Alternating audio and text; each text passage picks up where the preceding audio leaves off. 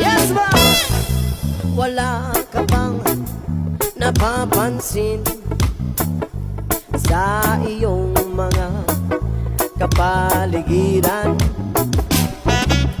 Kay dumi na ng hangin, pati na ang mga ilog natin. Hindi na masama ang pagpunta at malayo-layo na rin ang ating narating.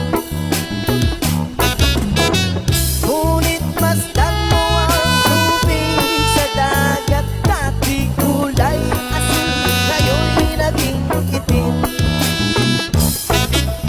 Ang mga tubig ating kinalat sa hangin, sa langit, wag na nating paabutin.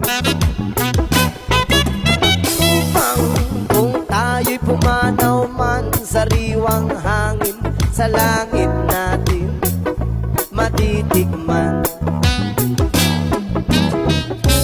Mayroon lang akong hinihiling sa aking pagpanaw, sana ay tagulan.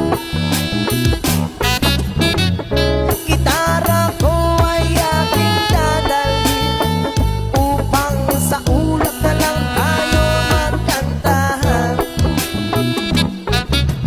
Ang mga bata ngayon lang isinilang, may hangin pa kaya matitigman. May mga puno pa kaya silang aakyatin, may mga ilog pa kayang lalangoyan. Bakit di natin pag-isipan ang nangyayari sa ating kapaligiran? Hindi na masama ang pag-unlad kung hindi nakakasira ng kalikasan. Darating ang panahon, mga ibong gala ay wala na madadapuan. Umasdan mo ang mga punong dati ay kay tatag, ngayon ay namamatay dahil sa ating kalokohan. Lahat ng bagay na narito sa lupa, biyayang galing sa Diyos, kahit nung ikaw ay wala pa.